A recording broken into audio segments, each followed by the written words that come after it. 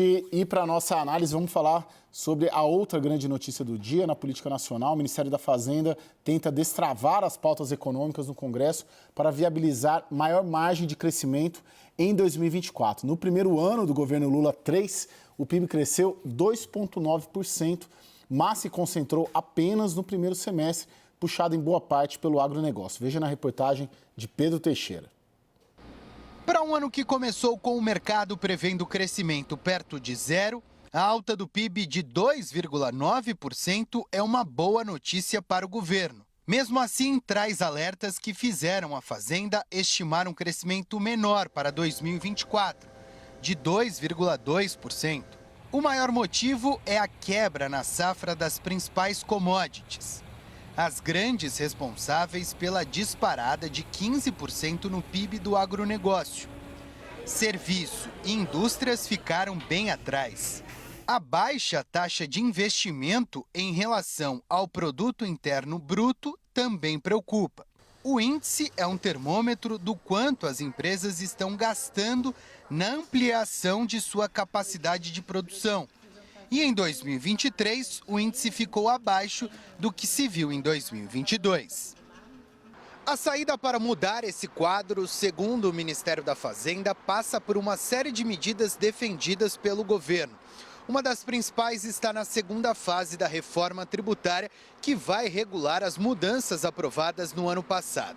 O Ministério da Fazenda tem ainda um conjunto de propostas que visam facilitar as operações e modernizar as regras do mercado de capitais, o que também deve estimular os investimentos. Nós queremos criar o ambiente de negócio necessário para que o empresário invista fortemente, porque esse investimento é que realmente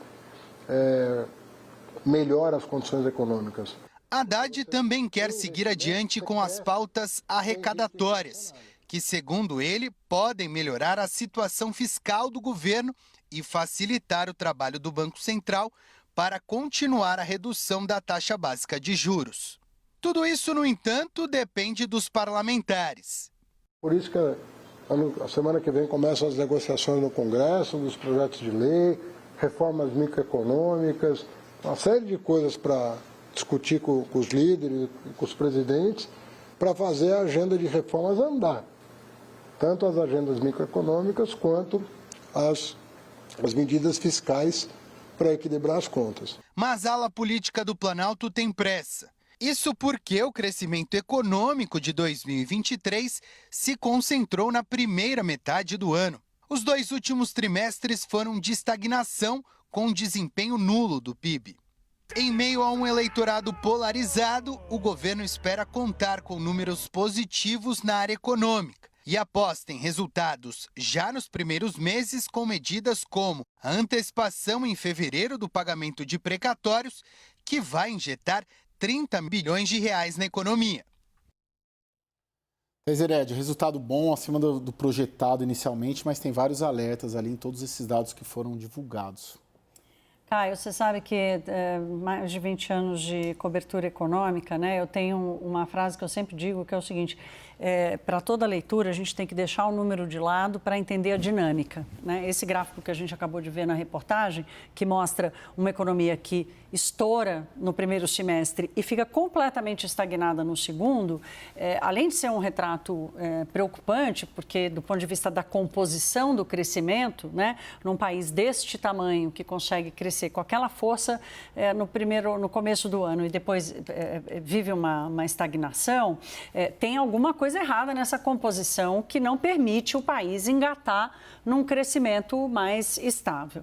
E a composição, ela está explicada, primeiro, tem muito impulso fiscal, tem muita transferência de renda, mas ainda uma taxa de juros muito alta, um endividamento muito alto das famílias brasileiras, que não permitiu uma disparada e uma decolada, por exemplo, do consumo das famílias, que cresceu bastante. O mercado de trabalho muito aquecido, desemprego baixo. Então, os elementos para a economia crescer até estavam lá, mas não na força suficiente para continuar carregando o PIB no momento em que o agro agronegócio perde a sua força e sai de cena, o que já era esperado.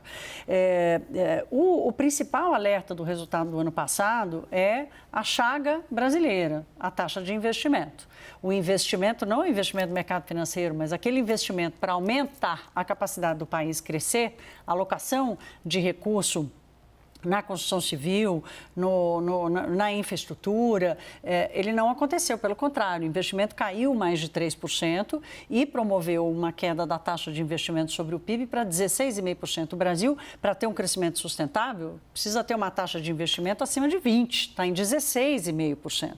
Então, esse é o alerta. No finalzinho do ano, houve uma recuperação do investimento, mas o desafio está em melhorar a previsibilidade, a confiança, as condições financeiras, taxa de juros, um processo de melhora que o Brasil precisa viver para que essa premissa do crescimento e de alguma estabilidade do crescimento ela consiga ser real. Esse final do PIB de 23, o que ele projeta 24, 25 e 26? Ele projeta que a composição do crescimento vai mudar. O agronegócio que fez a economia disparar no começo do ano passado não vai aparecer com essa força esse ano, foi uma coisa totalmente fora da curva e vai ser um crescimento muito mais focado no consumo das famílias e sim com alguma recuperação do investimento, mas nada que seja suficiente para colocar o Brasil numa rota de crescimento para país emergente. Crescer 2% vai ser muito legal, importante, qualquer crescimento da economia é importante.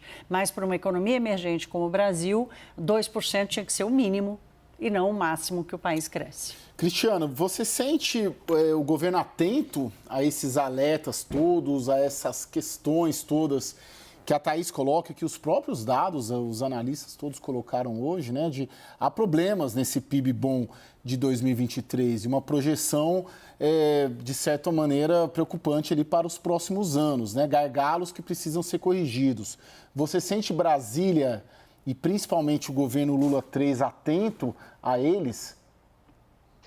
Caio, o primeiro momento é de comemoração, né? Porque o governo fica satisfeito com o resultado do crescimento do PIB que houve, até porque sempre há uma lembrança de que no início do ano passado o mercado projetava um crescimento de 0,8% do PIB, algo em torno disso.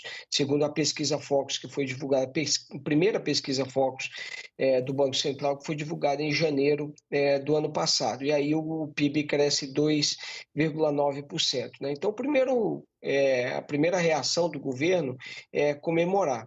Eu acho que ainda há uma aposta muito grande por parte do governo ainda de fazer com que esse crescimento ele continue, né, de que essa rota de crescimento continue, muito focado ainda em empresas estatais. Por isso, a gente vê aí uma pressão muito forte, por exemplo, sobre Petrobras, por exemplo, para que a empresa pague menos dividendos e acabe investindo mais ou desista também do processo de desinvestimento, né, e passe a investir mais, por exemplo, na questão das refinarias. Então, o governo ele aposta muito nisso. Agora, vale lembrar que no ano passado houve uma sinalização das agências de classificação de risco de uma perspectiva de melhora na nota de risco do Brasil. E também eu acho que o governo aposta nisso para eventualmente o governo ter uma melhora, o governo, o país, ter uma melhora nessa nota de classificação de risco e com isso poder atrair mais investimentos. E eu acho que é nisso que o ministro está fazendo, Fernando Haddad, deve se firmar bastante, né? É preocupante é muito bom comemorar esse resultado do PIB, mas é preocupante quando a gente olha que o final do ano, a segunda parte do crescimento do ano, ela foi ali bastante fraca, né? 0% e tudo mais, o crescimento muito concentrado ainda no primeiro semestre do ano. Vale dizer o seguinte, que 2022 foi um ano onde o governo anterior também estimulou muito a economia, isso acaba tendo uma consequência natural no crescimento inicial do PIB para os anos seguintes, mas o que a gente vê nos semestres aí, nos trimestres seguintes, é uma estagnação e uma preocupação, o que aumenta o desafio do governo. Então, portanto, o ministro Fernando Haddad tem um desafio importantíssimo, que é de manter a credibilidade fiscal do governo e, de certa forma, conter também essas pressões de aumento de gasto. Vale dizer que servidores estão fazendo greve aí por aumento de gastos, né?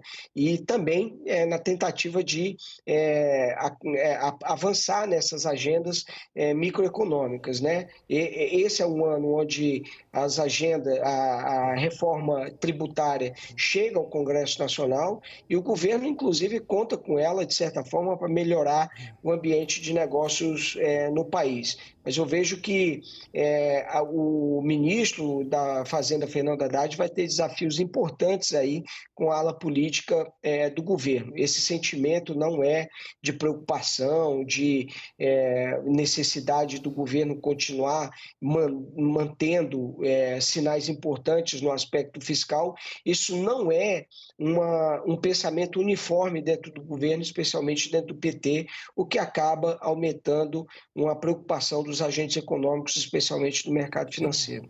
O Daniel, de certa maneira, o governo se atenta a essas questões e elabora medidas de estímulo à economia. O Cristiano já citou alguns caminhos, a tentativa de utilizar estatais, tem a reforma tributária no Congresso, mas o que o governo, olhando esses números, olhando principalmente os números do segundo semestre, o que ele tem na cartola de medidas sendo estudadas e avaliadas para estimular a economia?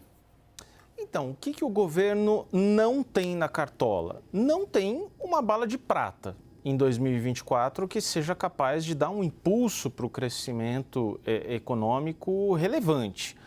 Tem algumas medidas pontuais, sim, que podem significar um 0, alguma coisa a mais no final do ano.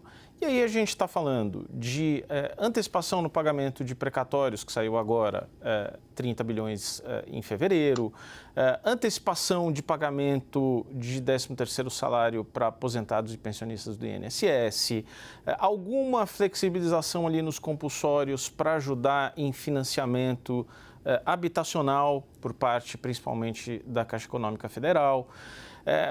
Você pode ter ali, talvez, aumento do MEI e do Simples, que liberam um pouco mais de dinheiro, mas não são medidas, como eu disse, balas de prata. O governo, no entanto, faz um cenário, conversei um pouco hoje com a equipe econômica, com o pessoal do Ministério da Fazenda, e a interpretação é de que em 2024 você tem, apesar dos pesares, uma composição melhor do crescimento.